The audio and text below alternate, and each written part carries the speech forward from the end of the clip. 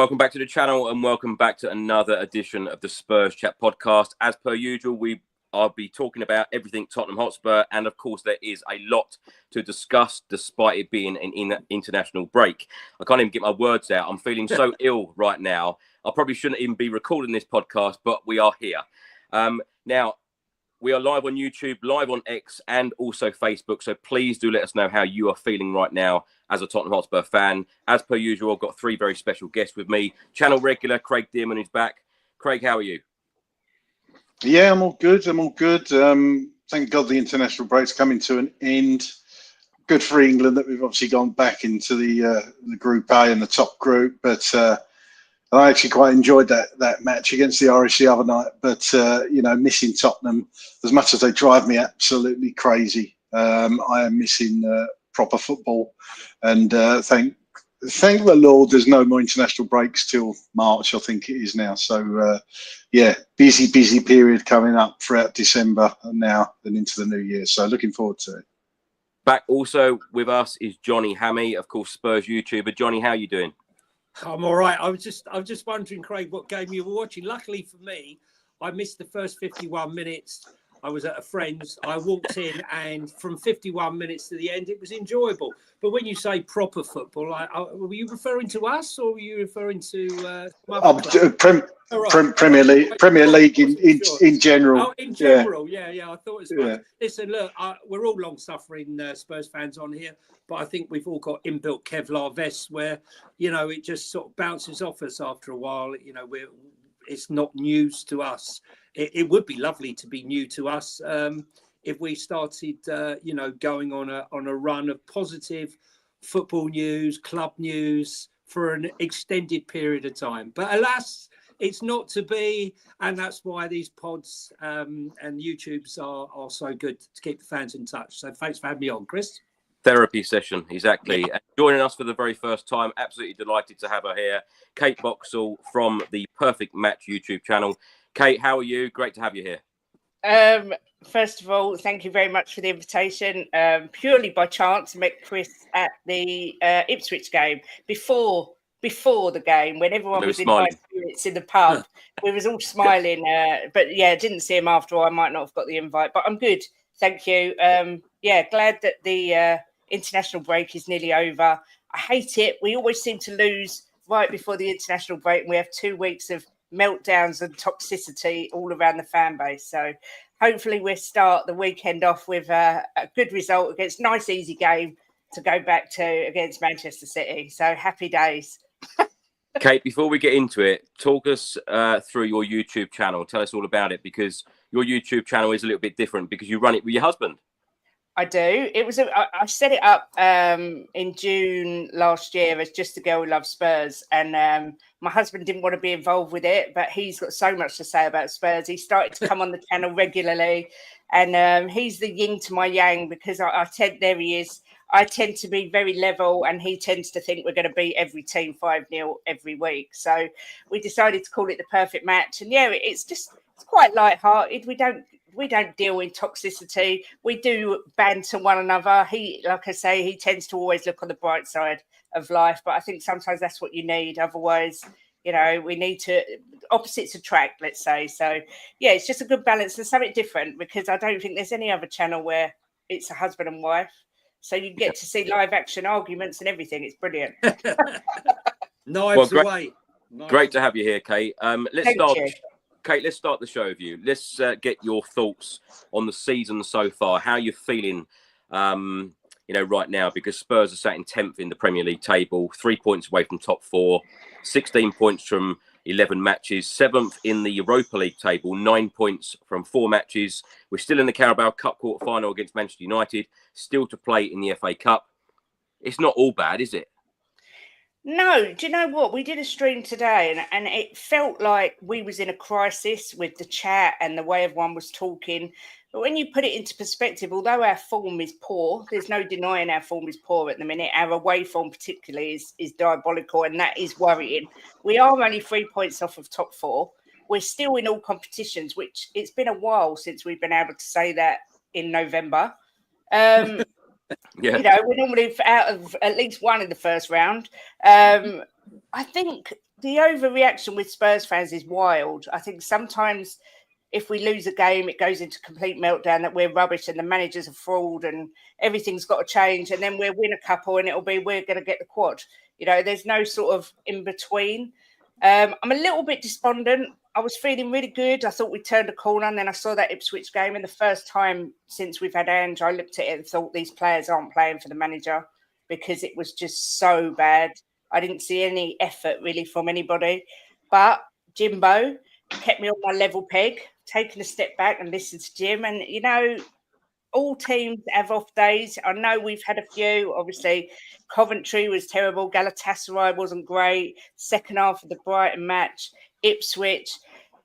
But it is early days, still in Ange's tenure. And I'm not Ange out. I'm not Ange fully in. I'm an Ange doubter at this second. But I still have full faith he can turn it round. And I'm not sure, well, I am sure that sacking him is not the answer.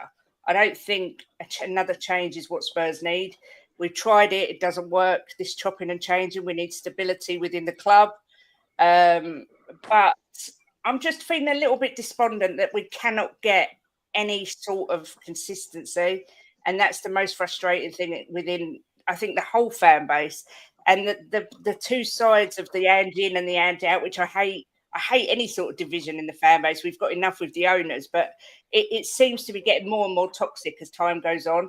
And I kind of wish Ange would go on a bit of a run so that we can unify the fan base a little bit.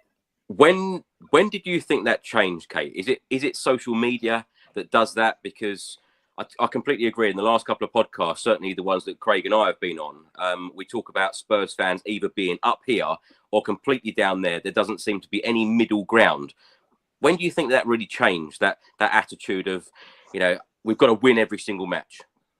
I think social media played a massive part in it. I think, I don't like to say this because we're all on YouTube, but I think YouTube fans have got a lot to do with it, you know, in the sense of a lot of fans these days do YouTube and rather than talk about their team and be a fan, which that's just what my channel is. I'm a fan. I'm nothing else. I'm not a pundit.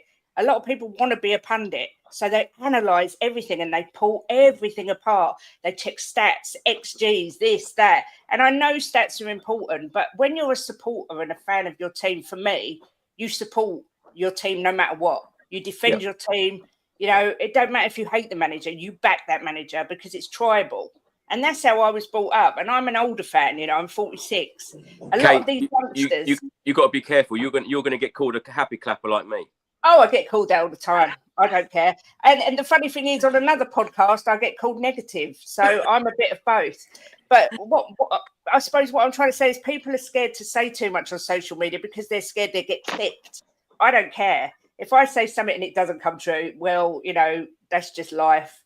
I say it as I see it. If I flip-flop from time to time, it's because my opinion changes. But I think social media, YouTube... people need to stop trying to be so analytical, I think, and just remember that they're a fan of this club and get behind the team and get behind the manager. Yeah, sadly, I think it's just the world we live in now. Everything is facts and stats.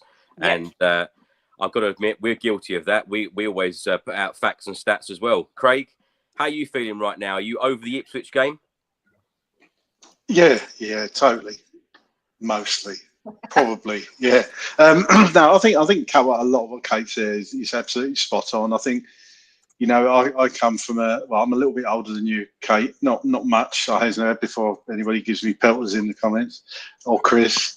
But you know, obviously, I grew up in an era before social media. I think we all did. I think it's fair to say, and you know, I think managers back then did get a bit longer, and I think social media and include YouTube in that, and even what we do here, it does add to the pressure. I think people do expect us to win every game, and people are up here, they're down here, up here, down here, and I just think it's not good. I don't think it helps any manager, any players to be like that. But that's the world we live in, and we've got to get on with it. It's not going to change. It's only going to get worse. So we are in a sort of period of flux still with Ange. It's the squad is sort of halfway there, in my opinion. There's probably still a load of work to do.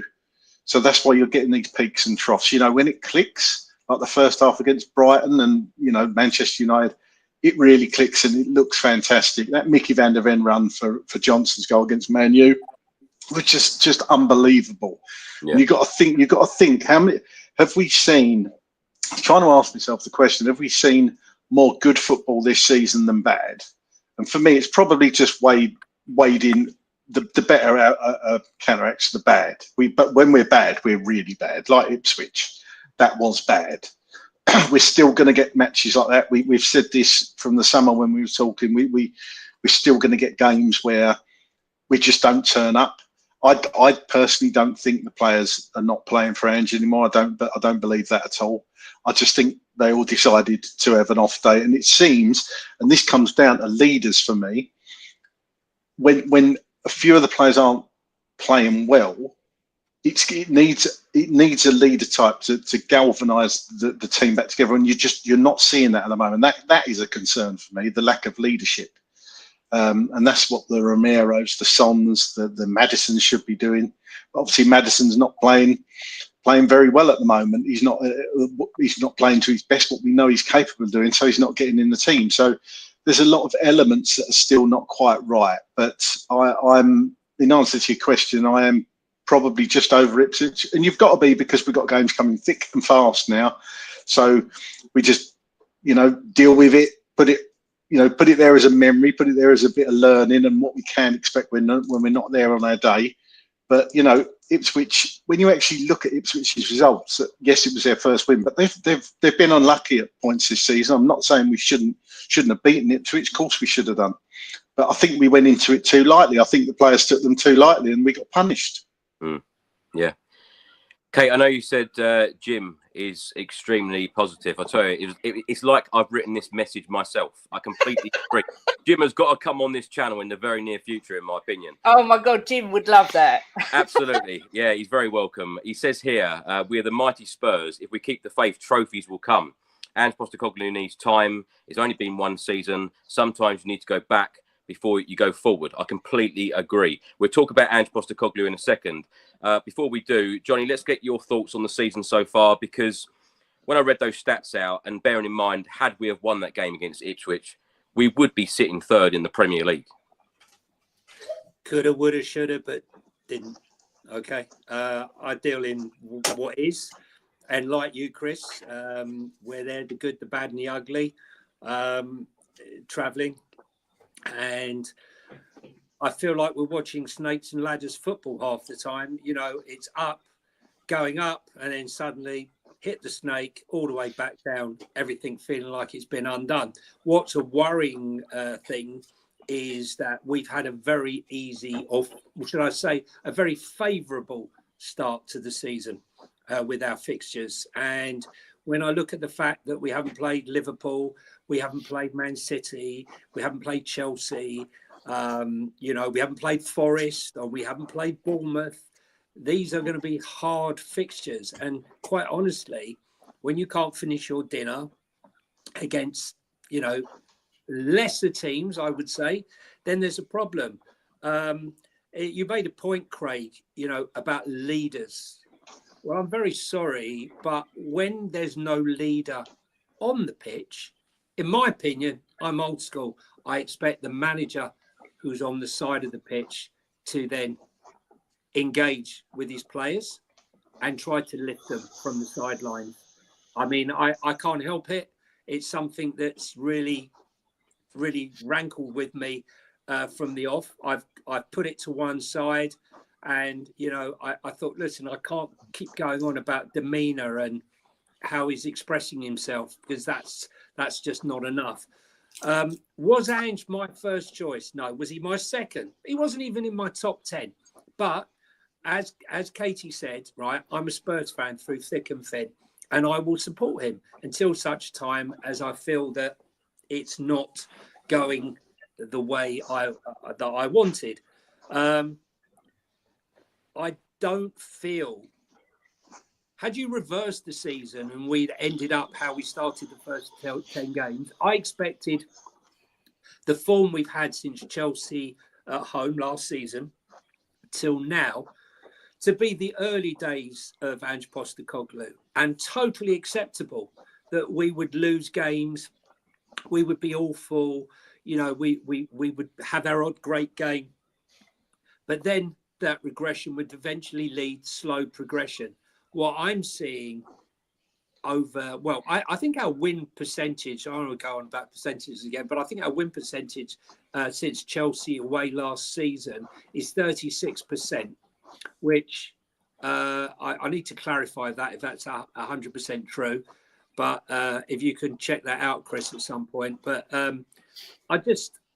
I don't want Ange to fail, because like everyone here on the pod, you know, we want the club to succeed, and we all know that another search is not what we need now, especially when all the managers that I particularly wanted in the first place have all now taken jobs. But that being said, how much longer do we bury our heads and deny what we see with our very eyes? I mean, you mentioned again, Kate, it's not all about stats, and I totally agree. That's why I'm not 100%, you know, with our scouting, it's all on data.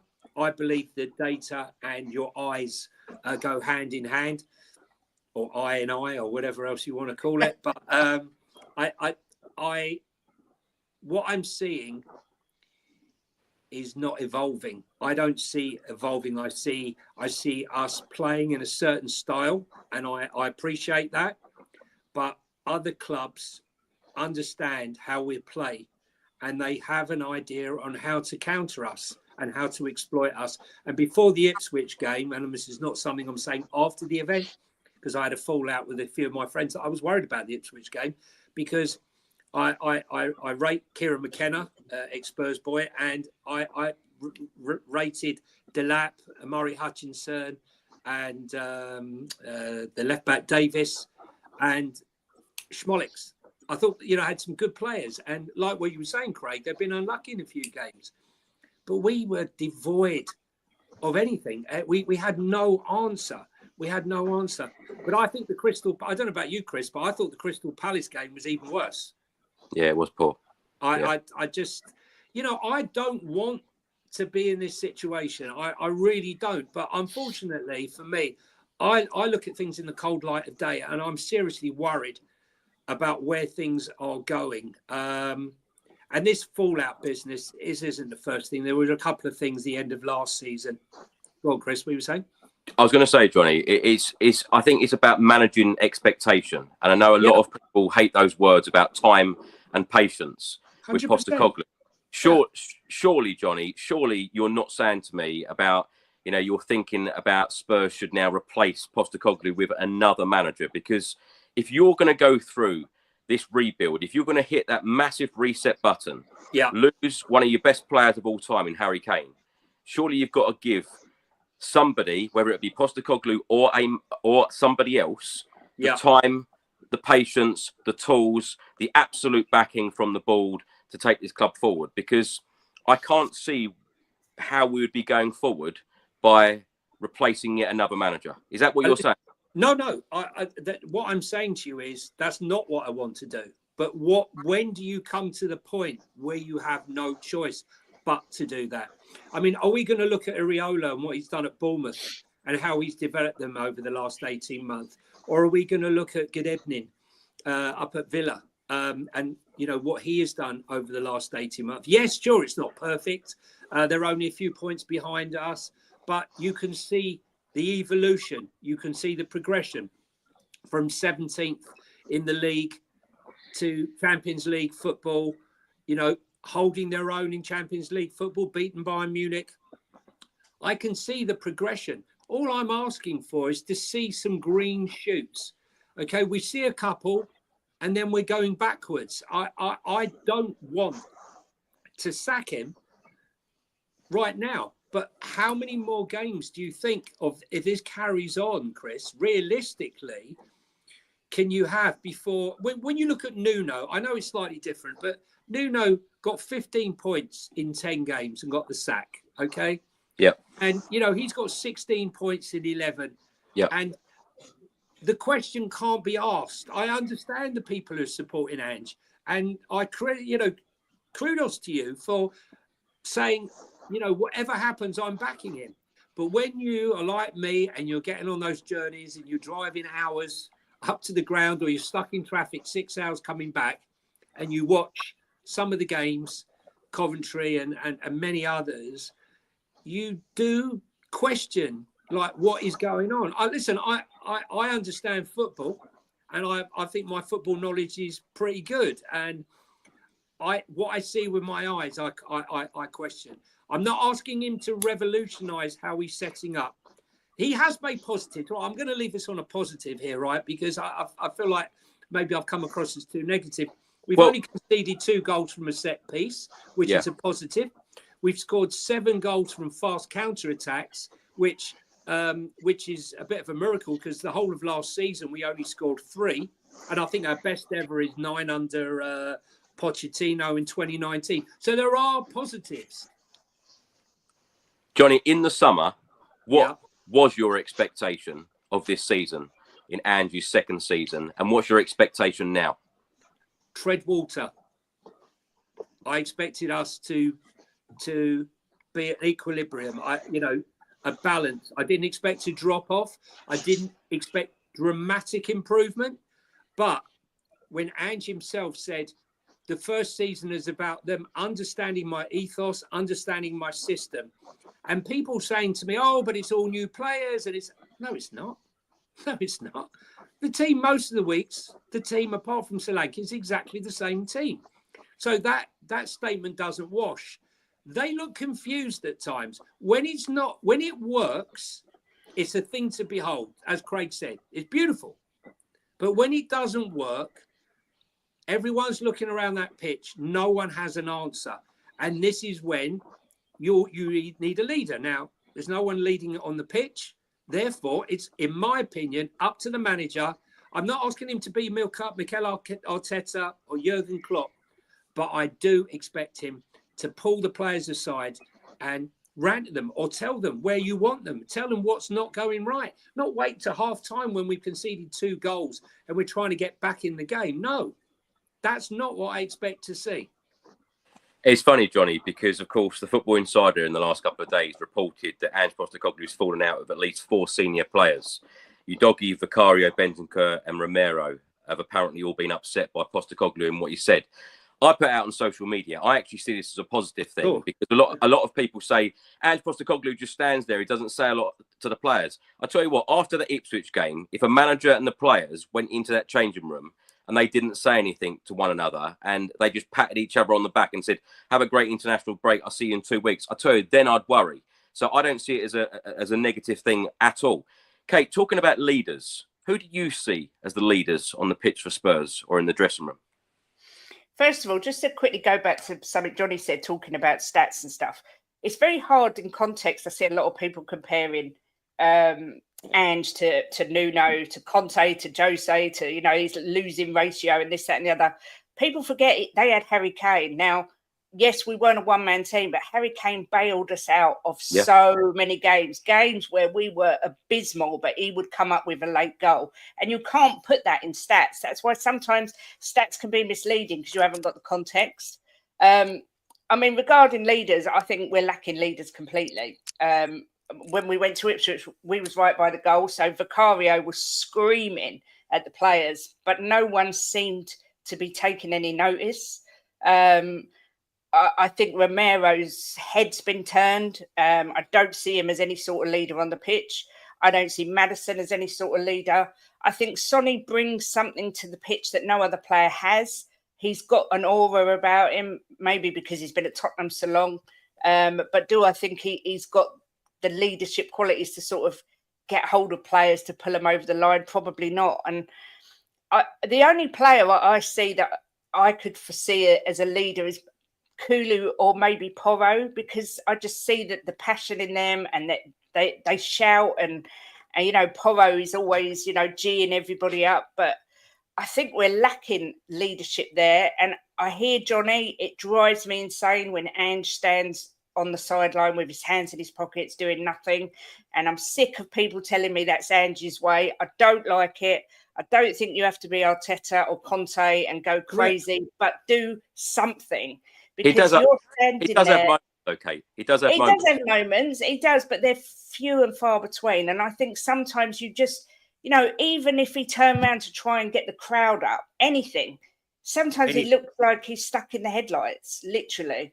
And that concerns me. And if it concerns me, it must concern the players. That's how I see it. I'm old school like that. I like to see managers with a bit of reaction. But then I also understand that he says, I tell them what to do. I just watch then. It's their job to do it. I think players get a free run. They don't get criticised anywhere near enough. They're crap. They play a crap game against Ipswich. And who gets the blame? Ange Postecoglou. Kate, can I ask you a question? Kate? I remember when I was 20, 21, and people used to tell me what to do. Half an hour later, I've forgotten what they told me. Right? I'm just saying to you, when you're 18, 19, 20, 21, you need guidance. They're inexperienced. Yep. I understand. Don't tell the mature ones. They should know better. But sometimes they need leadership from the sidelines. They need an arm round them. Some need a kick up the backside. It's all varied, I just think, look, I'm not asking him to go mad like you said, Kate, but in times of adversity, that's when, I expect him to stand up, not going mad all the time. No. I mean, I can't help it. I try not to do it, but I always compare whatever manager we've got to Poch, because in my era, Poch was amazing. I adored him. He made me believe this club could win anything and beat anyone, and I miss that. But Poch knew when to be ruthless, when to guide them, when to put his arm around them. He knew. I'm just not sure Ange has got that. Again, this isn't me saying Ange out. I do not want Ange to be sacked, but I just think if we're going to have leaders on the pitch, we need to have leadership from the sidelines as well at times. And that's what worries me a bit. Kate, is it a good thing, though, for all of us fans to keep comparing Ange Postecoglou to previous managers? And when I said that, about us hitting that major reset button, surely Ange Postecoglou or somebody else has got to have the time and the patience. And I cannot stress enough the backing from the board, proper backing.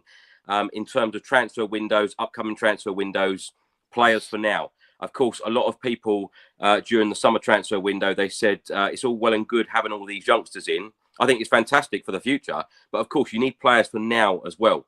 That is so important. But I think that a lot of people keep comparing to the times under Pochettino. Of course, we all love Poch when he was there. But I think we just need to think about this time. And it has to be different, doesn't it? It does. You're right. And that's why I said I don't like to do it. I can't help it. I adored Pochettino. Literally, I was devastated. And I'm still devastated that we got rid of him. But you're right. It's a new time. And this is why I think Ange needs the time. Because Poch didn't get it right, straight off. It took him time. I don't know. We can't go through another manager. I know what Jonny's saying. How long do we give it before we say enough's enough? We're all in all three competitions still. If we were sitting here and we're going out the cups left, right, and centre, then we have a different discussion. I think all the while there's a chance we can win a trophy. People are being very, very hard on Ange, in my opinion.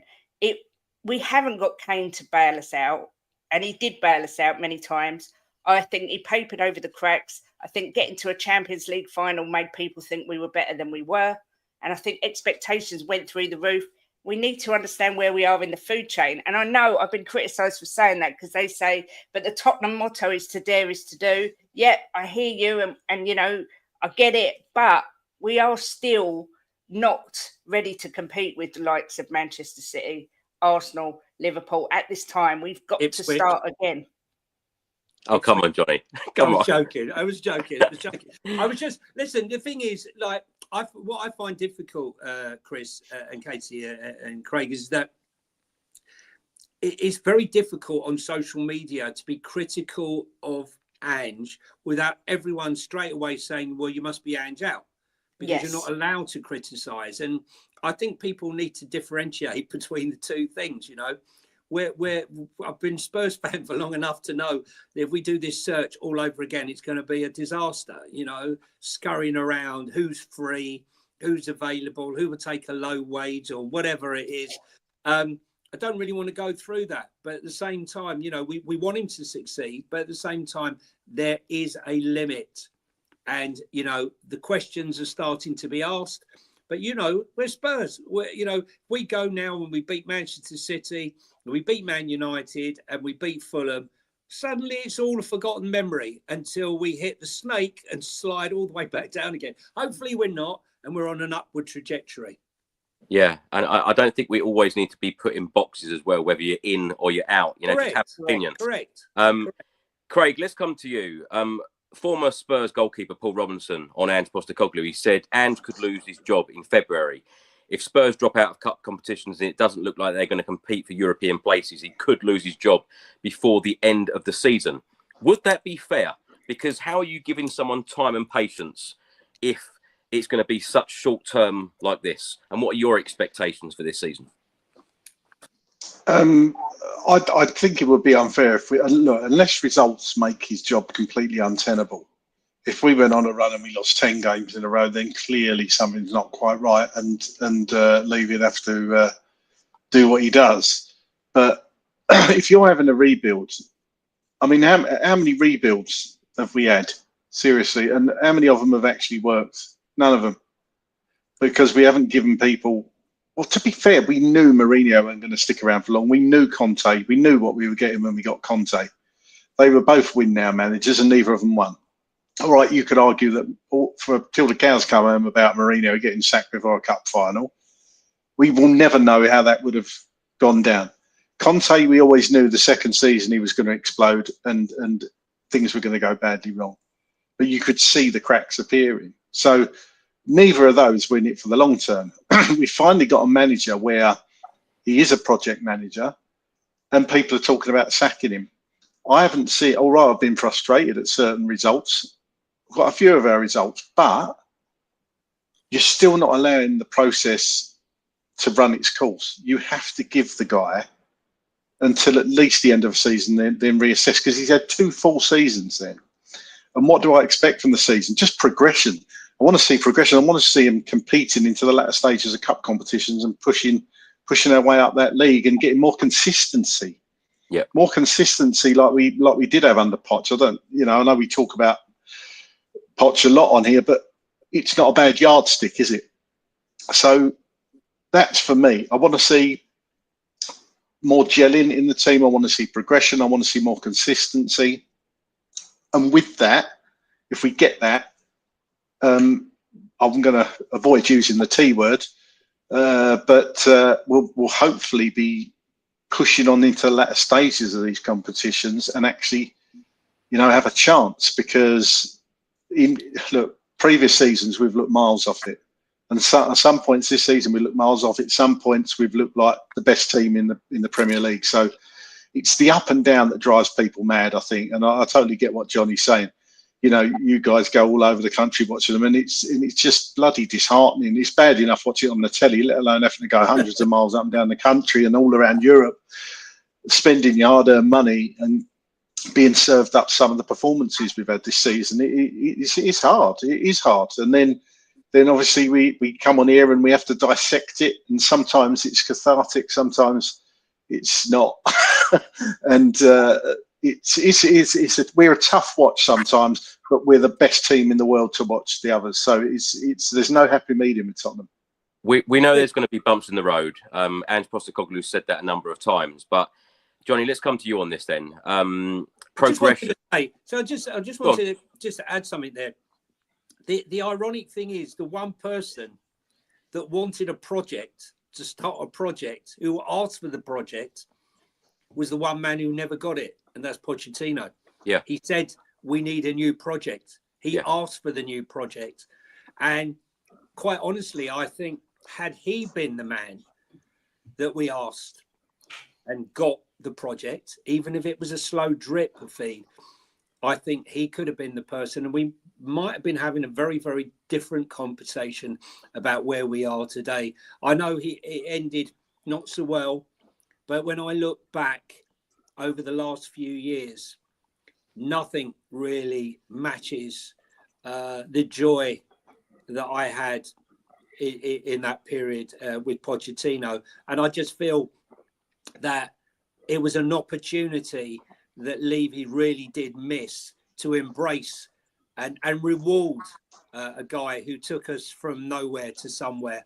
And that for me is the saddest part when I look back and reflect on what's gone on past. Do you think there is some regret at board level with those decisions?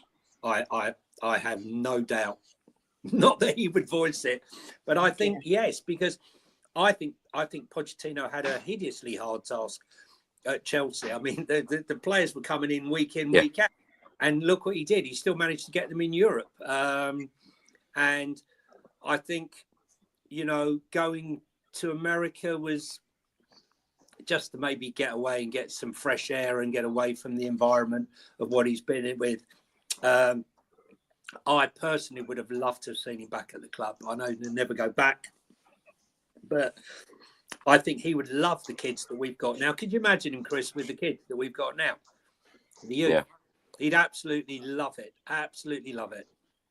Jonny, talk to me about the positives that you see since Ange Postecoglou has come in through the door, because I think a lot of people do forget on, what a mess Ange Postecoglou did walk into. Yeah. And I think it's very fair to say as well that the board have backed him. They have given him money to spend, but that does need to continue, doesn't it?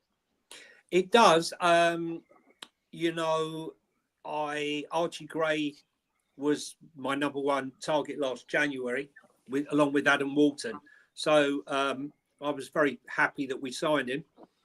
I'm not happy that I haven't seen him in the position that I wanted to see him in.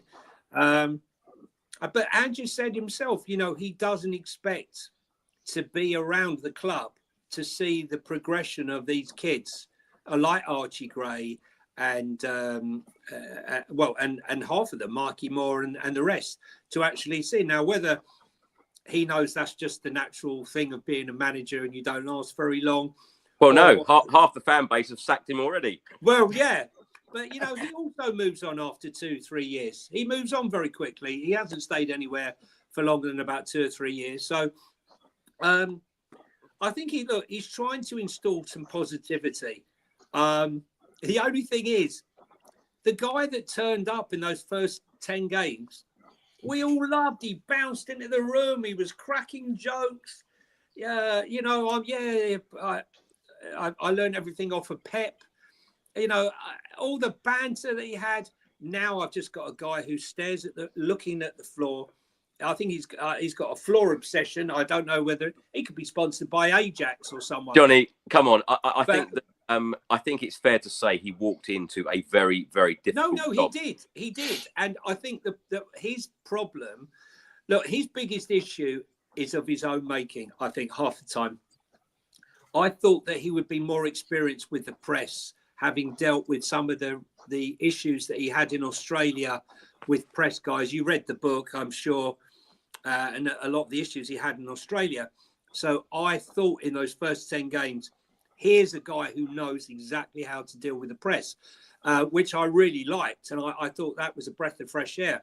But what he has now, he keeps throwing ammunition that they keep setting fire to him. And, I don't care about set pieces. I always win a trophy set. There's been lots of things that he said, which adds fuel to the fire, which is unfortunate for him. But the football, I would rather see this football, the progressive football and the attacking football, than the pragmatic stuff that we've been served up. I just think that there's a balance. He's got 98% yang and 2% yin. I'd just like a little bit more balance, a bit like Jurgen Klopp, now on Slot's coming, who was my number one choice. He offers that balance between Klopp's manic gegenpress and his mixture of both. And I think it's much more exciting. And if we're going to lose a game of football, I'd much rather lose it being entertaining and attacking, when we do attack, that is, than watching the games under Mourinho and Conte, which were very dour. Kate, one thing that Ange Postecoglou does really need to change amongst the players, the whole club, in fact, including the fans, is the mentality. Do you believe that he has changed that even 1% during his time at Spurs so far? Oh, that's a horrible question. And I don't know if anyone can change the mentality at Spurs. I think that's the biggest problem we've got at Spurs. I watched games where we were behind and came back, last season, and people were. I remember one of the papers put, "There is no more Spursy," and then we have games like Brighton where we're 2-0 up and we lose 3-2. I think it's going to take longer than this to get rid of the mentality issues. I don't know why there seems to be this problem at Spurs. I've always said if we win one trophy, I truly believe we might go on a little run and have a few cups under our belt. It's just getting over the line that first time. I think Ange has brought something different. I see Ange as more of a father figure type manager than Conte, who openly criticises his players. I hated every second Conte was at our club, and I hate now. I watch YouTube channels going, "Oh, if Conte had this, and Conte would have done this, and Conte was brilliant." And I think, do you forget what we watched? It was diabolical, and I think it's poisonous. So I think Ange will change the mentality. Again, it all comes to him being given time. I truly believe if he's given time and backed, and yes, they've spent a lot of money on him, but I don't think he's got the footballers that he wanted. He said he wanted Eze, and we didn't get Eze for whatever reason. I truly think if Ange is given the money and gets the squad that he wants, that he can win a trophy at Spurs. And I really do believe that. But it's whether he will. People are already saying, I'm Ange out because he signed Werner twice. Did he, though? Did he really sign Werner twice? If you go back over the years and look at all the signings we've had, did they really want those players? I very much doubt it. These are experienced football people. I don't believe they've scouted all these players and said, yes, Werner is my number one choice.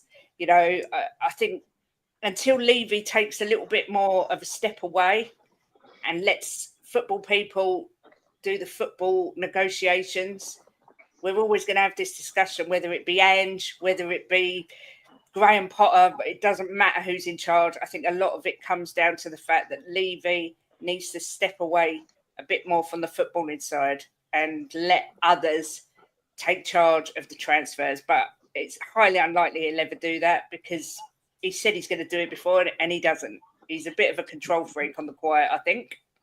That's exactly what I was going to ask you, Kate, because since Postecoglou's arrived at Spurs, a lot has changed on the pitch and off the pitch. The recruitment has been very different. How confident are you, I suppose I wanted to ask, of these transfer windows, money keep being spent, quality players coming in, players for now coming in? It has to be different this time, because when you go from Pochettino to then win now managers in Jose Mourinho and Antonio Conte, and then have a massive reset, as I keep saying, with Postecoglou, it has to be different this time. They have to back a manager, whether it's going to be Postecoglou or someone else. This has to happen. Otherwise, the club is never going to go forward. Yep, I completely agree that it has to happen. Look, I think people on other shows, people on other streams say Ange signed these players, so he has to take responsibility. Then if I put up the argument, but did he really... Kate, sorry to interrupt. Ange has said many, many times, it's not just him. There's a whole group of them that signed these players. Of course, he says he has the final say, but that's what I think is very different at Spurs now. It is a collective. It is a whole group of people making these decisions and choices. Yeah, but I think we'd be naive to believe that Levy doesn't have the final say, as in, I'm writing the check, so I say whether we get him. For instance, he said that he wanted Eze, 50 million up front, and we could have had him. Levy was never, ever going to do that. I think we all know that was never going to happen.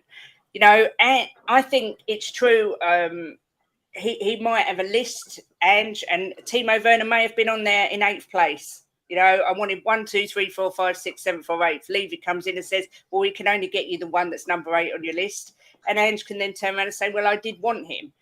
He doesn't have to say that he wasn't my number one, which, of course, Conte would have done, because he did it with Jed Spence and came out and said, I didn't want him. And I respect Ange for that. But I just think unless Levy steps back, and I'm not a Levy hater at all. I think what he's done for this club is amazing. But on the football side, it's clearly not working. So I just think he's buying players. We're just not getting the players the manager wants as a first choice. And I don't think we're buying the players that take us to the next level. I know Jonny said about Archie Gray. I thought he was brilliant for Leeds. I think it's hard to say how good he is because he's not playing in the position he likes to play in. Lucas Bergvall, Dragusin is a little bit suspect. Van der Ven has been excellent, but he does make me worried with his injuries, with his hamstrings. So I still don't think we're buying the level consistently of players that we need to really be challenging. And that's why I said I think we need to know our place in the food chain, because we're not going to go and buy £100 million Declan Rice or a Gvardiol or whoever else. So we have to know our place.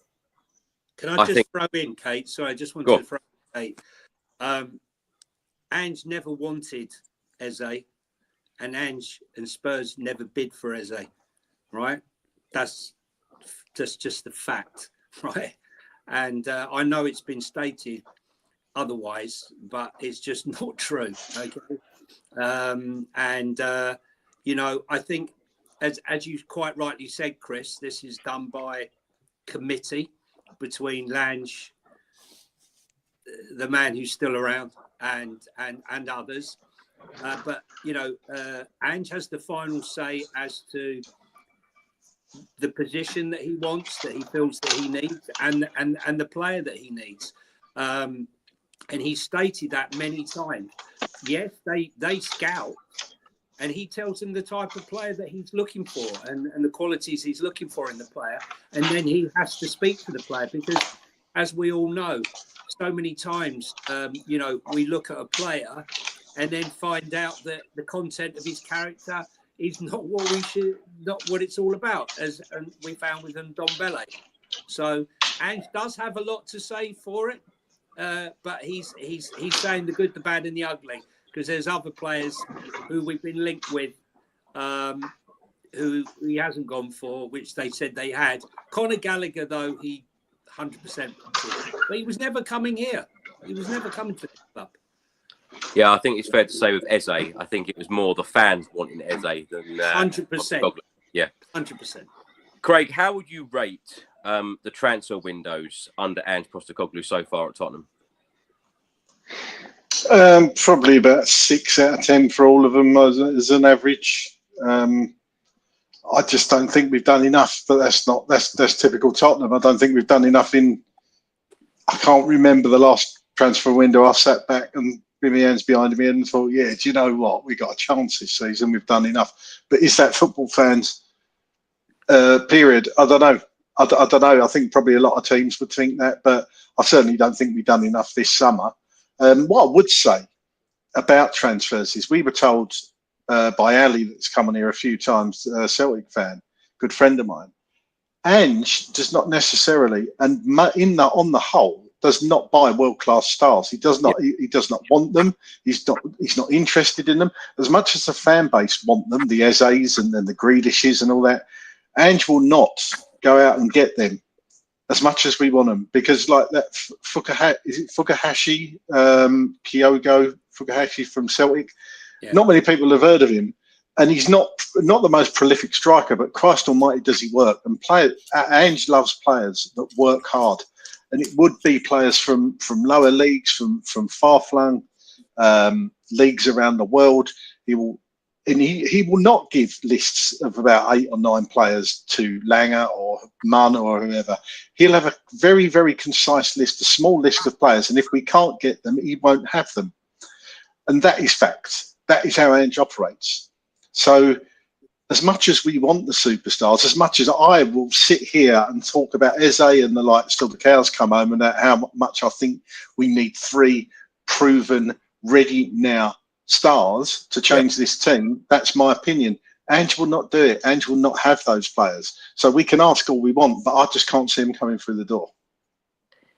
Jonny, I'm interested to ask you and get your opinion on how much time you would give Ange Postecoglou, because when I go back to those comments from Paul Robinson saying he could be in trouble in February if we go out of cup competitions, is that your view as well? Because I'm certainly behind the manager, and I'd like to see him given a little bit more time than, say, February. Funny you mentioned that, because I was thinking, unless he changed something fundamentally, looking at towards the end of the season, there was a certain stubbornness, and I felt that he needed to change something. Otherwise, if he didn't change something, come Christmas, he could be struggling. I'd like to see him given to, as Craig said, to the end of the season. But he's in charge of his own destiny. If it starts to fall apart and he stands on the sideline and he doesn't interact with the players, remember, he doesn't take training either. Okay, he watches. He doesn't take training. Montgomery and what's his name take training. He separates himself from the team. I'd like to see him given to the end of the season, but I think it's a fair comment what Paul Robinson's saying. But he's stating the obvious, really. If you keep losing games and you get knocked out of the cup, and it gets worse, and Daniel starts seeing his European football could be in jeopardy, then yeah, he might react. Going to you, what you were saying, Craig, about the 6 out of 10. I think it's 6 out of 10 because of the amount of injuries that we had.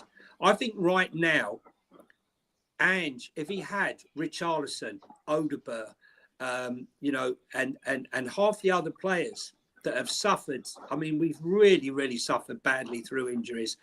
Last year it was Manor Solomon and this one and that one, and it was incessant. And I do wonder, Chris, whether or not the intensity of training is such that it's costing us come game time, because I expect to see my players really fit with this intensity. But I see someone like Brennan Johnson, for example, 60 minutes, 65 minutes, sucking it up. Sometimes looking a little bit tired. I know there's a lot asked of him, but I worry that these injuries is what's actually costing us, because I think without this big injury list that we've had, I think this season we're top of the charts with 13. I think we would be in a different position, and then we might be having a different conversation about Ange Postecoglou. Richie looked really fired up when he came on. He really looked like he was going to do something when he came on. He got that assist, and sod's law, he's gone. Odegaard's had another breakdown. Mickey van der Ven, has gone. Now we got Bentancur, who's out for 7 games. So, look, things haven't really gone his way from that aspect. So that's why I'm willing to give him more time to try and turn this around, and hope he can do it. I think it's also fair to say, and you're completely right with the injuries, Johnny. I didn't want to go down that route, because a lot of people will be saying you're just going to give excuses for Ange Postecoglou and the results. But it is true. It's very, very true. He suffered a lot with injuries, suspensions, and off-field problems. And Rodrigo Bentancur will come on to in a second. Yeah. But I feel like even this season and last season, we were so wasteful and have been so wasteful in the final third. You look at the Newcastle game, for instance. We should have won that game. We come back from St James's with 0 points. The Leicester game, we should have won that. Right. Come back with a draw. So it could be very, very different this season. Johnny, let's stay with you. Let's talk about Rodrigo Bentancur, because, of course, it was confirmed today by the Football Association. He has breached FA rules E3.1 and E3.2. The 3.1 is using words that brought the game into disrepute. 3.2, he used reference, whether expressed or implied, to nationality and or race and or ethnic origin. He will now miss 7 games, 6 in the Premier League, which are the Manchester City game, Fulham, Bournemouth, Chelsea, Southampton and Liverpool. He will also miss the Manchester United Carabao Cup game, the quarter-final, but he can play in the Europa League against Roma and Rangers. He will return to Premier League action on Boxing Day away at Forest. He has also received a £100,000 fine. The Daily Telegraph, interestingly, have said that other Premier League teams are shocked by this outcome, and they believe that he has been made an example of, and Tottenham do have the right to appeal. What do you make of the ban, 7 games? Pretty harsh? I think it's an absolute disgrace. Listen, what Bentancur said was absolutely wrong. No excuses, okay? Absolutely none. Okay, the fact that in his culture in South America, some of the things they say they don't have a woke culture there, and they say things. He thought he was being funny. It's not funny. It wasn't funny. It's not funny over here. He apologized straight away. Sonny's come out and said, we're good friends. He's apologized for his behavior.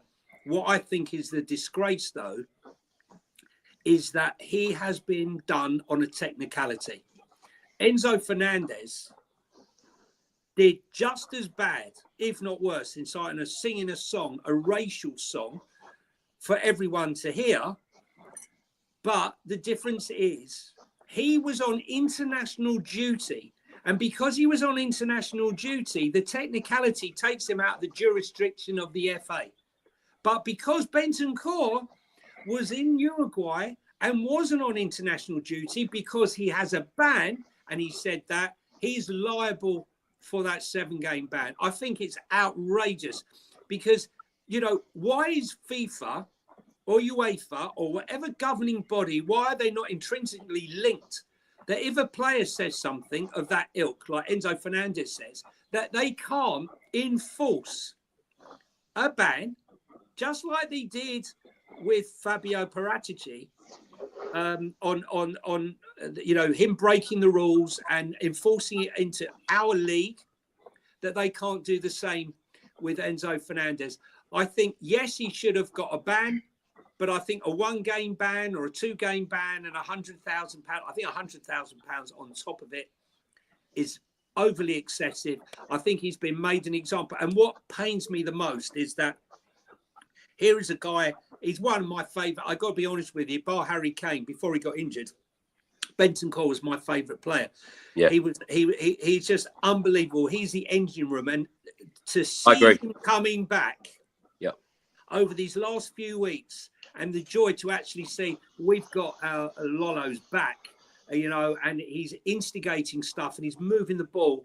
And I was so excited for him. I really thought that this had been delayed for such a long time, that they'd seen common sense and said, you know what, he has to be made, he has to pay a price.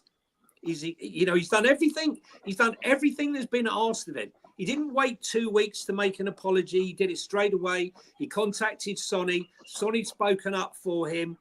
But I think, again, it comes down to the fact that there's huge financial money coming from Asia on the TV and the broadcasting. And he had to be made an example of. I just think that the example has to go across the board.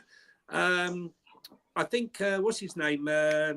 Was it Suarez? Was it Suarez that, or no, it wasn't Suarez. I'm trying to think who it was who also made a racial slur and got banned for 3 games. Or what about biting? Biting got 7-game ban for biting an opponent. Yeah. I mean, are they really on a par? I don't know. I think it's outrageous. I think he should have been banned, but a 2-game ban for me would have been, like a sending off. A 2-3-game ban would have been suffice. Kate, what do you make of it? Because of course, Ange Postecoglou's now got to do without Bentancur for 7 games. It just seems like another kick in the teeth for Postecoglou. And another player he's got to be without. Yeah, I mean, I'm disappointed in Bentancur. I can't understand why he even thought that saying something like that would even be funny in any way. It's ridiculous. But I agree with Jonny. I think, he's got a vote.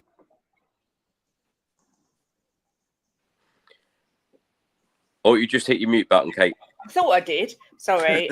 I think the £100,000 obviously is harsh. I think 3 games would have been fair. 2-3 games, that still for me is making an example of him. But 7 games, I mean, to me that is ridiculous. There was talks of it being 12 games, and yet Enzo Fernandez recorded himself singing that song. And yes, there were others on the bus, but he recorded himself singing that song, and nothing's happened. It's just another example of how inconsistent everything in this game is. I don't know what's more inconsistent, the rules or Tottenham, actually, because it's craziness. Like I say, there is no room for racism. I get it. I hear it. But he apologised. Son's come out and said, look, it's fine. You know, it's too extreme for me, really over the top. But I don't suppose Tottenham will appeal it because it could end up, you know, being even worse if we appeal it. So... and we'll probably just use him for Europa League because I believe he's still allowed to play in the Europa League. But obviously, it will be a big miss because he's hit some form. He's been playing some great football. So it'd be a massive miss. But such an idiot. Honestly, I'm so disappointed in him. It's such a stupid thing to do. It's things like that really frustrate me. Like when a player gets sent off for dissent or something. It's all just so avoidable. But, you know, it is what it is. Yeah, I completely agree. Craig, did you want to add anything on this subject? And of course, it's worth noting that Archie Gray will probably get the nod now in that number 6 role. Yeah, and that's one good thing to come out of it, isn't it? That Archie Gray will hopefully get a look at him in the number 6, which of course is where we all think that he's probably best. Certainly when he was at Leeds, I thought he was outstanding the games I saw when he was playing number 6. Totally agree with what the guys have said. Agree with Jonny. I think it's very, very harsh punishment.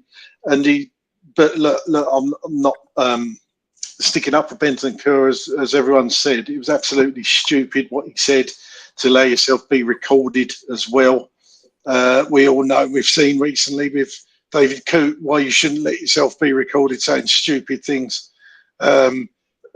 He's dug his own grave there, so to speak, Bentancur. But I just think, like with everything, does the punishment befit the crime? I would say in this case it doesn't. A bigger fine and a shorter match ban, because the ones that are suffering is Tottenham and the fans because of this. Yes, it will teach Bentancur a lesson, but I don't know. I just think it's far too harsh a punishment for what he did. Like I said, he come out and he apologised straight away. Of course, he's going to apologise, though. What's he not? You know, he's not going to say anything else. And Sonny had to be fair to Sonny, back his teammate. Obviously upset with it and probably thought he was bloody stupid for doing it, like the rest of us. But it's the consistency, as Kate said. There's consistency does it for me. If it was the same for everybody, you've seen over the years, you know, stuff with Mark. Somebody mentioned in the comments, Mark Bosnich, and some absolutely did things John Terry got away with. You know, where is the consistency? And that's what we're asking for. He seems to have really been made an example of. And, you know, you hope this sort of thing never happens again. It will, though, because it's the world we live in. Just be interesting to see what the punishment is. Craig, how worried are you about how thin the squad is going to be during November and December? Because, of course, the injuries that we've got at the moment, Bentancur now missing 7 matches. You know, we've got to get through games. And as you rightly said at the start of the show, games are coming thick and fast. I tell you what, 1 or 2 more injuries to this squad, we could be very, very thin. Yeah, but it's typical, isn't it? Bentancur seemed to be getting back to his best over the last few games. Probably one of our most important midfielders there. But as you say, look, it's chances for other people to come in. I'm still not convinced Bergvall is ready to start and command in that centre midfield role. So really, you can probably count him out. It's got to be Archie Gray, Bissouma, Sarr, Kulusevski are battling it out for those positions. I just hope we don't get any more injuries, Chris, because they are piling up. And I think, like Jonny said, I think it is down to the training. Perhaps the training is, you know, how much can the human body take? You know, because it seems to be a consistency with hamstring injuries at this club, and people having to have operations. So is the training too intense? How much can the human body take? You know, I remember a lot of people said this about Pochettino's training as well, though. That was pretty intense. That was pretty intense there. Pre-season, though, Chris. Yeah. I think this training is another level. Like every day is another level, and he gets them to absolutely run hard for 60 minutes. Hard running for 60 minutes to mimic game conditions, because that's roughly the length of time a ball's in play. Yeah. So, you know, perhaps they've got to look at that. Perhaps that is, you know, because we do seem to be getting a lot of hamstrings. They're paid a lot of money, these footballers, so get running. Bloody right. Yeah. Jonny, let's come to you. Of course, today, on Monday, Tottenham Hotspur have changed their logo. In short, they have just removed the words Tottenham Hotspur from the club logo, as you can see on the screen now.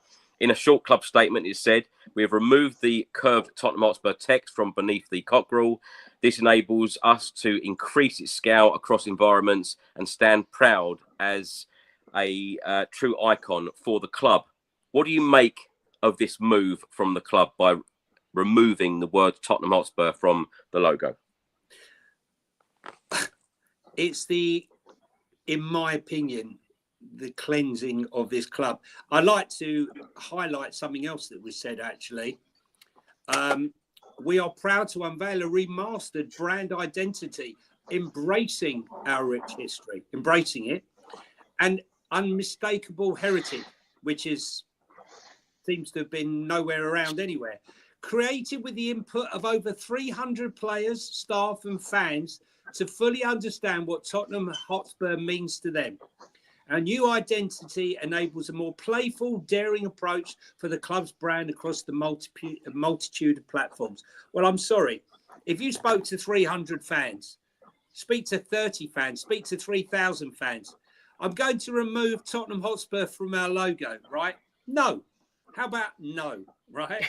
I noticed when you put the tweet out earlier about the branding, and I put what I put there, that someone underneath then put out 3 logos, which were silhouettes, three of them, failing to list the other sort of probably 30, which had Tottenham Hotspur, the club crest, and all the rest of it.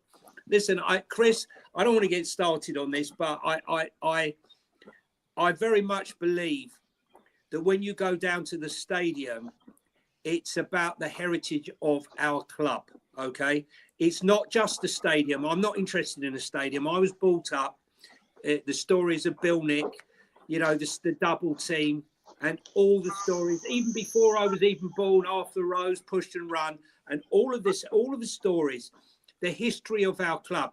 Now, when you go down to a club and you take your children down to the club, there's nothing there for your child to say, "Dad, what was that? What was this?"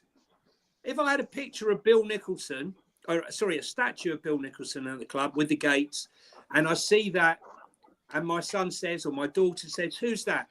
He's the greatest manager to ever play with Spurs. And you tell them the story.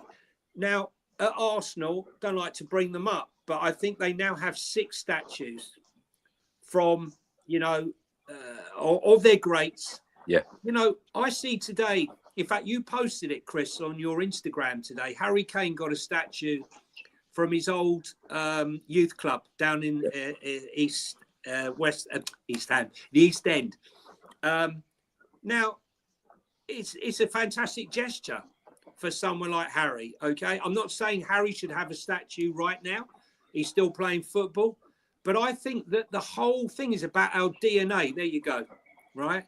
Not the greatest. Don't look like him though, does it? I don't like these sort of things. It was done 4 years ago. Yeah, but listen, look. My point here is that our DNA, for me, is the most important thing. You talk about when players come from Argentina or Czechoslovakia, they don't know anything about this club. When you walk into the ground or you walk into the changing room, you know, there are so many famous sayings from players, obviously around Bill Nick's time, about what it is to play for the club, the history, the DNA. They don't understand any of it because it's not installed in them. There's nothing there. And when I look, it looks more like Craig. It's got hair though, isn't it? It's got hair. Yeah, it's funny, very funny. But when I look now and I see the Tottenham Hotspur removed away from the cockerel, it's just another one in line. You know, I go outside now and I see the Tottenham logo, I see the NFL logo, and I see an F1 logo. I've got no problem with that. But where's the rest of my club? You know, where is all of my history? Where is it all gone? You know, I've been going to the old stadium since I was 12 years of age. Used to go on my own, and it was life. I remember crying in the last game and Man United, because there was so much history and there was so much there. There's so much heritage there. And yeah, the new stadium is amazing. It's fantastic, but it's soulless. He needs to put that back in. And for me, this looks to me like another step along the line of making it a multi-purpose arena. Why can't we still have stuff that reflects the history of our club there and it be a multi-purpose stadium? Why can't they go hand in hand? Sorry, I feel quite passionate about it. Yeah, absolutely, Jonny, and so do I. And I said very similar, actually, on a Tottenham news video earlier on today. But I think that Spurs and certainly Daniel Levy and the board tried to do it in a subtle way by putting the bricks from White Hart Lane into the new stadium, etc. But I completely agree with you. I think that more Tottenham Hotspur branding, Tottenham Hotspur, Spurs, etc. branding needs to be around that stadium, inside the stadium, outside the stadium. And of course, it's very disappointing as well that the club museum has never come about, and that seems to have died a death at the moment. But coming back to you on the Bill Nicholson gates, whether you'll like this or not, from what I understand and from what I've been told, when the hotel goes up, the Bill Nicholson gates will actually be installed between the hotel and the Tottenham Hotspur experience. So people will be able to visit the Bill Nicholson gates, and hopefully a lot of other bits and pieces will go in there. But when I originally read the plans and I was doing those stadium updates, all those many I remember watching them all. which exactly started this channel. There were plans to put out, to put statues outside the stadium. And of course, that hasn't happened. And we would all love to see a statue of Jimmy Greaves and Bill Nicholson and co outside our wonderful stadium. It would be fantastic. But the first black man, Tully, right? Who only played a few games, went to war and unfortunately died in the First World War. These are iconic moments in the club's history. And I just think that these statues and these things tell a story about our club. When you come from Sweden, look, there's a lot of people in North America who have found our club through watching the NFL. Loads of them are getting in contact with me and ask me for information about the club. They don't really know the true history of the club. And they come over to the ground. All they see is the ground, the shiny ground. They go in, all lovely. But it doesn't tell them anything. It really doesn't tell them anything. And I think just as important, Chris, as I said before, about the stadium is when they come from overseas, that they understand the heritage of the club that they've signed for. Whether it's sayings, from the man himself. There's so many sayings, you look back on them. I often quote them. Right now I can't remember one of them, but there's so many that are relevant about what it is to play for this club. I know we're 50, 60 years ahead now, but they're still relevant to this day. Yeah. I certainly think that Spurs need to do more inside the stadium and, of course, outside the stadium as well. Kate, let's get your opinion on the logo change, of course, removing the words Tottenham Hotspur. What do you make of it? Look, it doesn't particularly bother me. It bothers me what Johnny's saying about the stadium. I think it's very sanitised in the stadium. It doesn't feel like a football stadium. I get that we have to move with the times and, it's a beautiful, beautiful stadium. But like we've all said, there's literally no history there, not even a stand, named after a player or anything. It's just so, just so sanitised and sad. We was very lucky after the Ipswich game.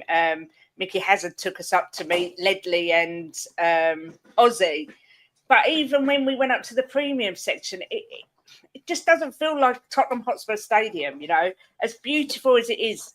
For me, it will never be White Hart Lane. I love that stadium. It was something special. The atmosphere was like nothing I can ever remember. It was fabulous. I remember going up the steps when I was 6 years old. I can remember it like it was yesterday. And that feeling, and when I saw the pitch and, everything. The logo doesn't bother me. I remember when I'm sure it didn't used to have Tottenham Hotspur written underneath it. I don't know if I'm wrong there, but... Had all different... they've tweaked it. Yeah, we've had a few different logos, but for me, I do agree. I kind of feel like we're moving more towards it just not being a football stadium anymore. It's just all moving away from being a football club, and that's what frightens me. I think in an ideal world, if Levy was honest, he probably would like to get rid of the football side of it. It's probably a bane to his life. That's how I see it, because so many other things, the stadium bring in so much money from F1, from concerts, from boxing, from this, from that. It's sad. It's sad. My son, he's 18. He's not particularly into football, but when he goes, I want to be able to tell him things because I want him to ask questions. But as Jonny said, there's nothing there that sparks that question.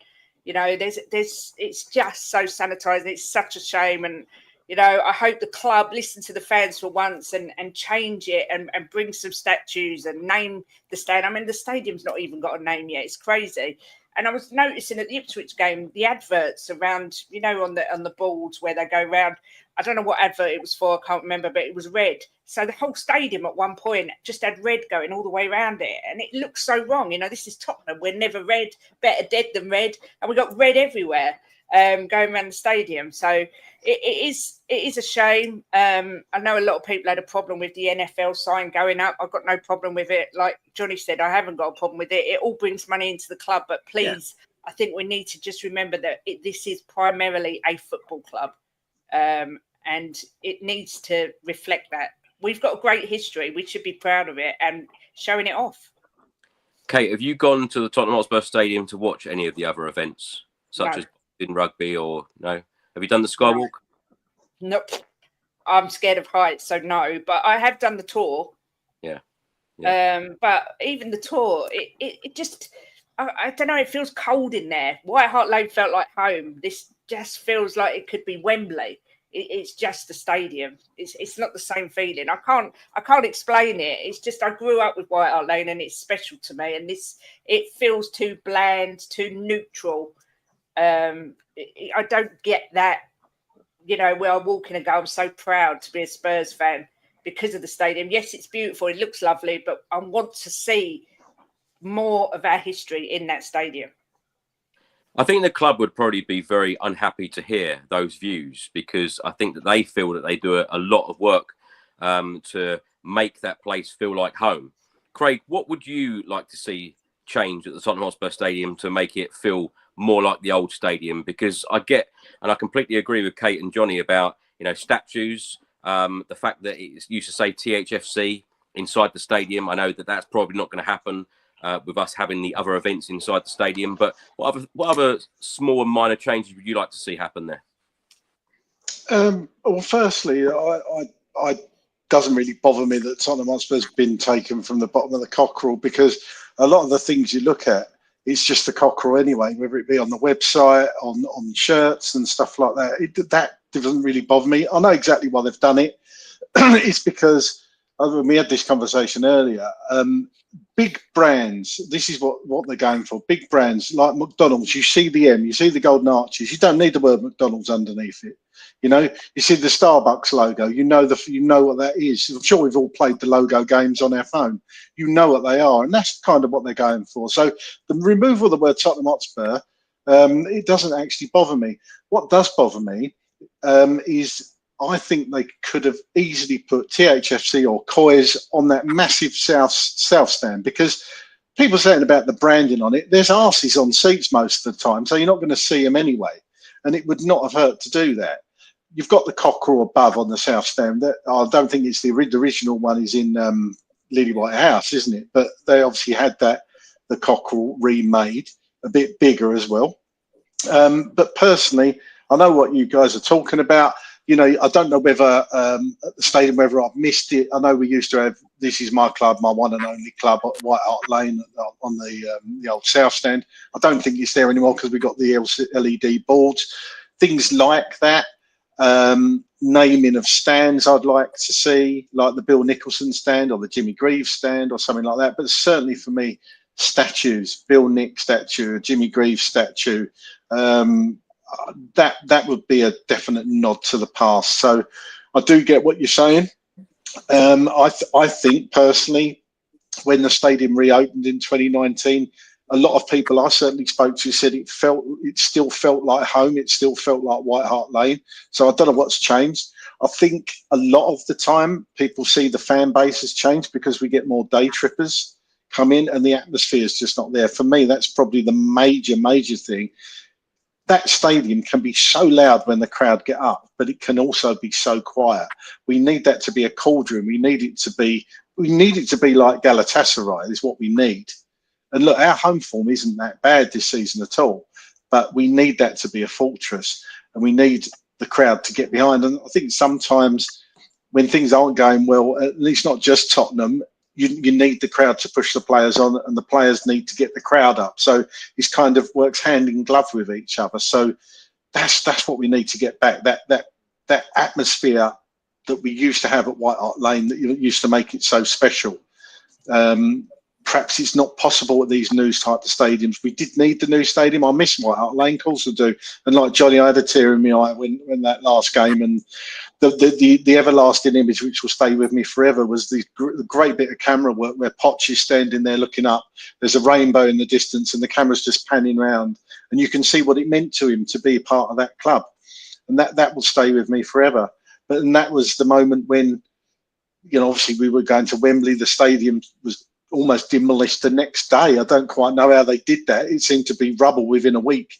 And then you knew White Hart Lane was gone, of course, but you knew this thing was going to rise up that was going to take us to the next level. Also, we were promised, and it hasn't quite happened yet. So any money they get, I've said before, any money they get from concerts, I haven't got a problem with concerts, F1, boxing, rugby, whatever they want to do. I haven't got a problem with it. Use the stadium, get the money in, as long as that money is invested into that first team and we see the players and the team getting better. Haven't got a problem with it, but we're not seeing it yet, and we need to start seeing it. Yeah, absolutely. And I stand by what I said before.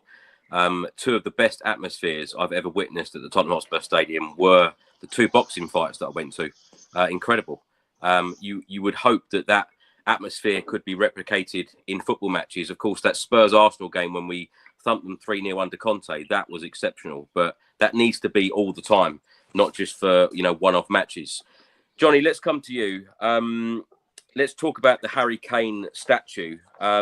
What have you made of the Harry Kane statue? Because, of course, Kane attended the unveiling of the statue today at Peter May Sports Centre in East London, the home of Harry Kane's former youth team, Ridgeway Rovers. He said, "A very proud moment for me. I hope it helps to inspire the next generation to work hard." What are your feelings towards Harry Kane? Because I know a lot of times when I mention Harry Kane on here, people are saying, "Oh, what are you mentioning him for?" But I think you guys have mentioned Pochettino a lot tonight, so I'm going to mention Harry Kane. Listen, look, actually looking at the when I first looked at it, I thought, "Oh my God, doesn't look anything like him." But now I'm looking at it, the dimensions, the head. Now I'm studying the picture. It looks very much like him. It certainly looks better than the Ronaldo. The Ronaldo statue, which was one of the worst statues I think I've ever seen of anybody.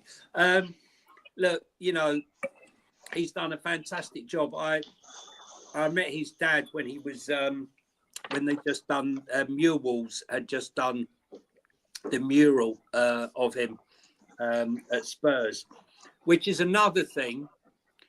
Chris, you've been to Liverpool a few times, Liverpool away, and you walk around the city outside the stadium, and there's some unbelievable murals of some of the Liverpool greats. Even at Crystal Palace the other day is a massive mural. I'd like to see inside the stadium where you've got those bare concrete walls. Let's see some murals. Let's liven it up. Let's get people taking pictures of the murals. Look, I think it's great. I think it's great that he's honoured by his old club, and obviously you can understand why, but I just find it's incredible that a little amateur club from the East End can raise the money for a statue for Harry, and we can't seem to find one of it. I don't want to repeat myself. He deserves it. He's been fantastic. He's been a fantastic servant. Unfortunately, he's moved on to pastures new, and we have to live without him. No player is bigger than the club. I personally think that if Jimmy Greaves hadn't have had that injury, that sickness, which could have cost him his life and lost, a yard of his pace, that no one would have ever got near his goal scoring records, whether it be this club, England, or anything. He was just untouchable on those pitches. But he's been a great servant to the club. Loyalty beyond probably that he should have stayed. And I respect him for that. But he's gone now. It's a new era. And I wish him the success. And I hope his Bok ends at some point. It'd be nice for him to beat Arsenal in the final and then beat them. That would be nice. And for him to finally win a medal. But we've moved on now. It's history. Yep, absolutely. And I'm sure Harry Kane will get his trophy that he does deserve. I'm sure he'll get it this season. Kate, let's come to you. I know you want to talk about Mauricio Pochettino again, so I'm going to bring on the subject now of Hugo Lloris. Now, of course, he has released a book. In the last week or so, we've been getting so many quotes from his book saying so much about Antonio Conte. He speaks about Mauricio Pochettino. He speaks about the time with Jose Mourinho. He talks about the time of not winning a trophy at Tottenham. Of course, 3 cup finals.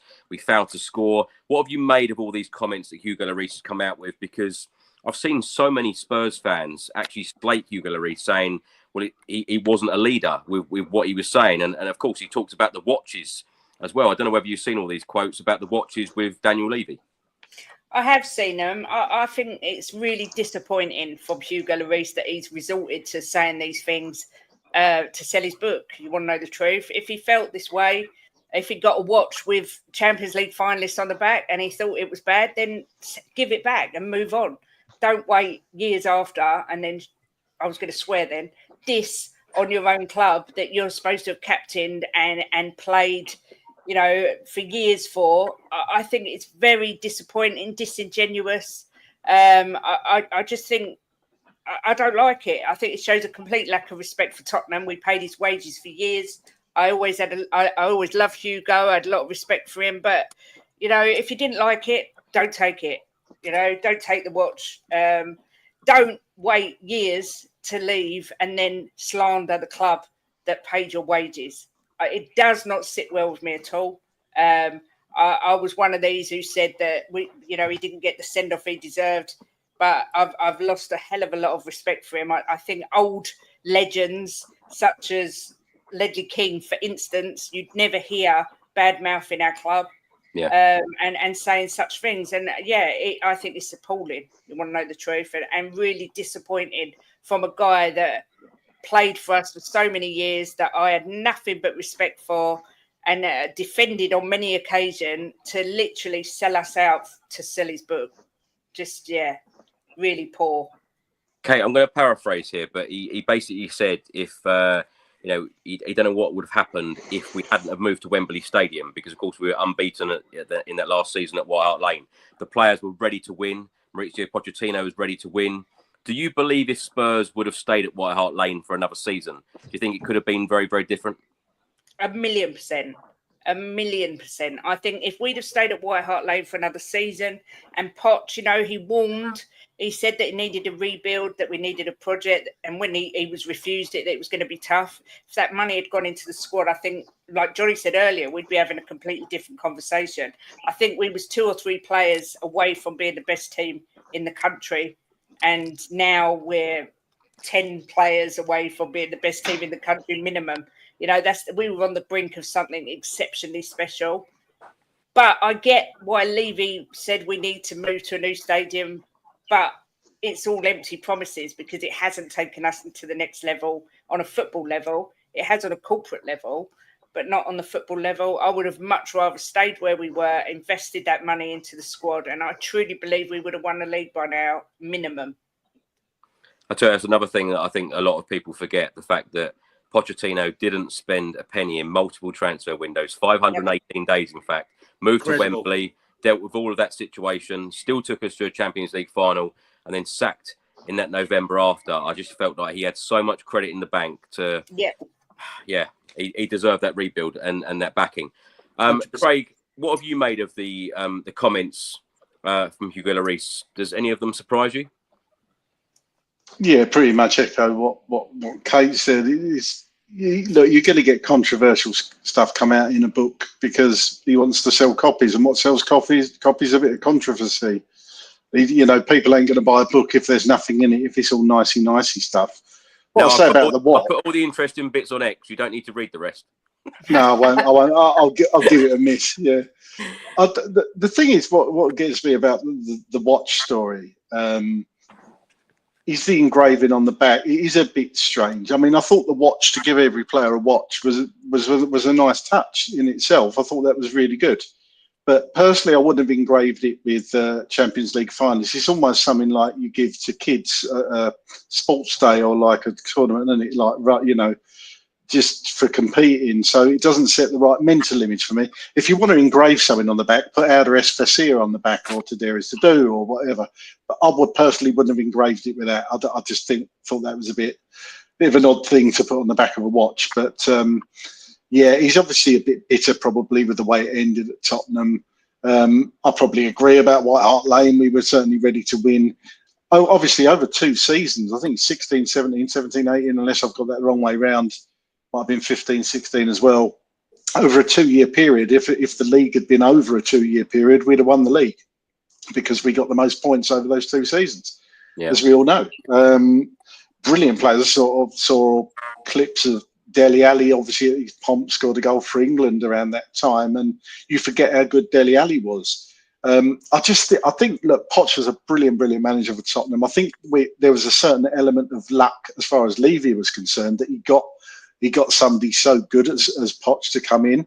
I think the recruitment was decent to obviously bring in the players, but sometimes you get that, just a squad of players that can just gel like that 11 did, the main 11 really, probably 12, 13 players he used. I won't go through the team, we all know who they were, but that was a fairly young team as well. And I'll take it back to what we were saying earlier. Jonny, I think Jonny was talking about it. Poch would love to work with some of these youngsters, although Poch didn't always bring through players from the academy. He didn't as much as people think. He really didn't. If he didn't trust them, and you know what Poch was like with players that they bought, he did not. He was very loyal to the player. I mean, how long did it take Mora to get in the team? So I think the youth system, though, Craig, is a lot better now. And in fairness, fairness to Pochettino, when we used to play the under-19s, when we have Champions League games, the under-19s played in the UEFA Youth League then. And whenever I used to go and watch the under-21s at Hotspur Way, most of the time, 9 times out of 10, Pochettino was watching the youth side. I can't say that for the other managers. I've never seen him. I've never seen him at a youth game. And I'll tell you one other thing, Craig. I think Southampton have never had as many England internationals as they had when Pochettino was the manager.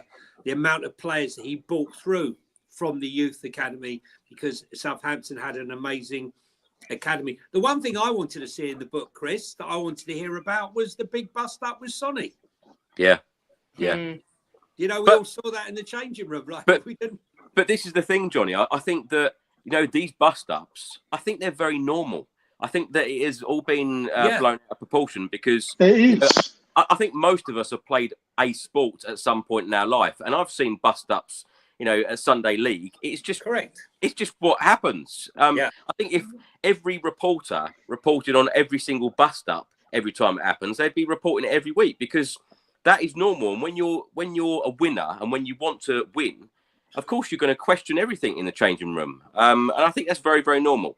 The last subject that I wanted to cover, I just wanted to ask all of you what your ideal but realistic aims and ambitions are for the January transfer window. Jonny, let's start with you. Well, the same ones as I wanted last year and for the last 2 windows. I'd like a left back. I'd like a left centre back. I'd like to remove the tree from his backup position as the goalkeeper. I believe that all positions, no one's position should be guaranteed. Therefore, every position should be equal. So Destiny shouldn't be just guaranteed his position. Mickey van der Ven, as good as you think he is, he should not be guaranteed his position. So I'd be looking at someone like a Hincapié on the left side for me at Leverkusen, who can play left back and left centre back to challenge these players. I want a proper goalkeeper. I'd like another attacker because I think I've not played any sport. Oh, that's not true. Tiddlywinks must count. And I would like someone up front, like a top threat. I think we need a creative midfielder. Listen, I'm not going to go into James Maddison now, but you know, for me, a player who, when he's taken off, sits on that bench and sulks and doesn't celebrate the goals. Let's talk about West Ham. For me, that is bang out of order. Sounds a terrible message. You're not bigger than this club. You know, you got to earn the right. Okay. And I think he's been the big cheese, the big I am at Leicester. And he's come in here and he's a bit of a rude awakening since he's come back from his injury. He hasn't been the same. And quite honestly, I want to see competition in that middle of the park. And, you know, people say, oh, you never make the first 11 if you bring someone in. It's not about first 11 anymore. This is a squad-based game. When you look at the Manchester City bench and they say, oh, they don't ever say, oh, they dropped Kevin De Bruyne down to the bench or they put Gundogan, he's been dropped. No, he's just on the bench and it's part of a squad-based game. And I don't feel that, although this year I think our bench is stronger when we're all fit, I think we've still got a long way to go. So for me, definitely a backup keeper. Could you imagine Vicario getting injured and the tree being in goal? I'm sorry, like, you know, I get up quicker from the ground than he does at times. And I definitely think we desperately need a quality left-sided player. There's a lot of players there, Johnny. I did say realistic. I said 3. All right. Kate, what are you thinking or hoping for? I'm thinking, first of all, there might be a divorce on the cards. Second of all, definitely got to come on in the future. He seems like my sort of guy. I agree with Johnny that we need a better keeper. I think Vicario has his faults as well. As much as I like him, I'm not convinced that he's. I think he's got a lot to learn. Let's put it that way. So I think we need to get a new keeper because Forster's definitely not the man. I'm kind of getting sick to death of hearing about Romero. I'm kind of getting sick to death of seeing Romero putting in crap performances week in, week out. And I think Romero is getting sick of Spurs. I think his head's been turned. So I think we need to get ourselves another good centre-back. I don't hate Dragusin, but again, I think he's got a lot to learn. I think Jonathan Tah at Leverkusen's out of contract at the end of the season. I'm thinking possibly someone like him. And then either attacking midfielder or a winger. Maybe. I know I would quite like to see the back of Richarlison. I know this is all pie in the sky, but I think a keeper, a centre-back, and, either attacking midfielder or another winger for me. We got more wingers than Nando's. Yeah, but they're not all that good, are they? Let's be fair. They're not really that good. I mean, I've got a feeling that we might actually send Timo Werner back. Please God, if someone will take him, send him somewhere, anywhere, or maybe play him as a defender. Maybe he could defend instead because he can't really do much else. But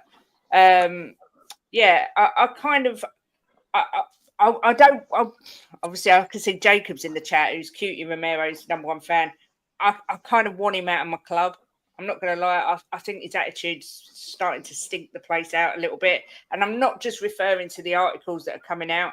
I'm just watching him and he seems completely disinterested. And I think we've got an absolute superstar with Van der Ven. And I think we need to find someone to pair up with him for the future.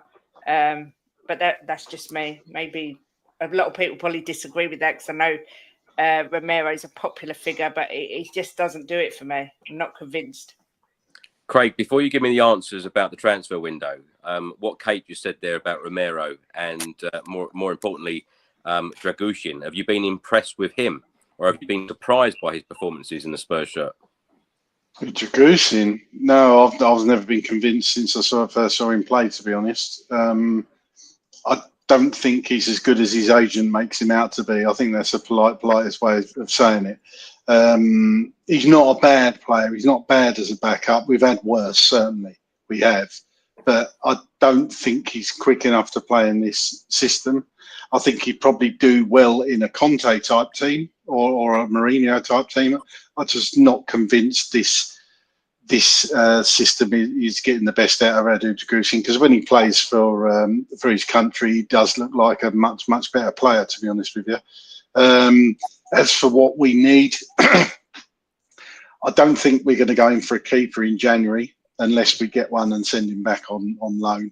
What I don't understand is, why do you give Brandon Austin a 5-year contract if you're not going to use him as a second choice keeper? And why still have Fraser Forster on the bench when you should be bringing Jed Spence into our Europa squad, when we've all seen the problems we've got there? I'd like to see Jed Spence actually get more of a run, because I don't think Porro's been at it the last couple of games. Destiny and Doggy definitely need somebody to push him and give him a break, a proper left back. So yeah, that would be good to get one of those in. Certainly a striker for me. I still don't think Richarlison's the answer. Works hard, but he can't stay fit. I'm sure he doesn't like being injured, but he's just not done enough for me. He's most Premier League goals in any team he's ever played for, I believe, is still 13. I don't think that's good enough. That might be down to the fact that he's been injured a lot of the time, but I think he's probably been injured at Tottenham more than he was at Everton or at Watford. I have to ask Ricky Norwood about Watford. I don't know much about the stats from there. But we've got Yang coming in January, and perhaps a bit earlier, so see what he's all about. He's coming glowing reviews. I don't think he's going to be the answer because he's so young, but you never know.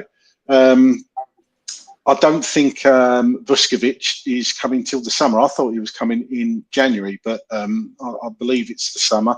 So they're obviously looking for that as a centre back replacement, whether that be a replacement for Romero. I think Romero will stay. I don't think he's going to go unless he kicks up a stink. But I just want to see the old Romero back, the aggressive Romero. Yeah. And the only other, so I'll go with Johnny. I'll agree. 3 players: a left back, a striker, and a centre midfielder. Actually, somebody to command. Yeah. Somebody like a Højbjerg. Perhaps we might get Winks back. Apparently, 30 million for Harry Winks. I mean, what a load of crap. Seriously, really? We're going to buy Harry Winks back? I purposely have not put that story in any 60-second news. Embarrassing. For anyone wondering, there was a report out in Spain stating that Spurs were apparently interested in bringing Harry Winks back for about £32 million. So I didn't put that in any update. So, yeah. And chance of seeing the Pope start for us against Man City up front. Yeah. And also, I think a similar story about Jack Grealish. I can't see Jack Grealish signing for Spurs anytime soon. I know a lot of people have been mentioning him in the comments. Jonny, thank you so much for coming back. You've been a great guest as normal. Where can people find you on social media? What are you up to at the moment? You can find me on Jonny H3232 on my Twitter, and Let's Talk Tottenham 1882 on my Instagram, where I post my videos. I've I've got no fixed abode at the moment. I'm flitting around. I think I'm next on Last Word on Spurs on Wednesday for Man City preview, and I'm just sort of floating around at the moment because Brian has taken a sabbatical from his Tottenham on tour with Anger Management at the moment. So not sure when he's coming back. So always welcome. Thanks for having me on, and very nice to. I've been on with you before, Kate, haven't I? You have. I had. Yeah. Craig, nice streaming with you, and Chris, thank you as always for having me on, and thank you for everyone else for listening. Yeah, thank you, Jonny. Look forward to having you on again very soon. Craig, thank you so much. Where can people find you? Yeah, no worries, Chris. At Dearman9, you can find me at Dearman9 on X, Twitter. It's always be Twitter to me. I am on Instagram, but I think I'm Craig Dearman9 on Instagram if you want to give me a follow. But yeah, X is the one I'm on the most. So yeah, good to come on and talk about Tottenham. Hopefully get back to winning ways. At the nice easy game at the Etihad. So yeah. We haven't even mentioned that, and we won't even go there. We'll end on a positive. We'll do a Man City preview at some point, I'm sure. Kate, great to have you here, making your debut on the panel. You've been an excellent guest, and one thing we have learned today, Jim has been a great guest as well, also on this podcast, throughout the whole thing, telling us that we won't find you playing sports. So where can we find you? I have you know, Jim, I actually won the nationals of 10-pin bowling when I was 11. So that is a sport as far as I'm concerned. It might have been a long time ago, but it was still a sport. We need to see a trophy. Yeah, I have got one somewhere. You can find me and Jim at the Perfect Match there. Every lunchtime we do streams, or most lunchtimes. We always do a Premier League preview on a Friday lunch, and on a Monday we do a recap where we check what our score predictions were and see how we got on. All sorts of things going on. We're also partnered with Legend on the Bench charity, Mickey Hazard's charity, so we bring things, charity streams and stuff. So yeah, it's quite light-hearted. We try and keep it a bit light-hearted. So, but thank you so much for having me on, Chris. What an honour to be invited on such a prestigious channel and to share the screen with three lovely gentlemen. Thank you so much. Thank you so much. It's been great having you here. Thank you. Yes. Craig, Jonny, Kate, thank you so much for your time. Thanks for watching, everyone. Thanks for listening. Remember that all of these podcasts are available on all major audio platforms as well. Enjoy the rest of your week. We'll see you on the next one. Until then, come on, you Spurs. Come on.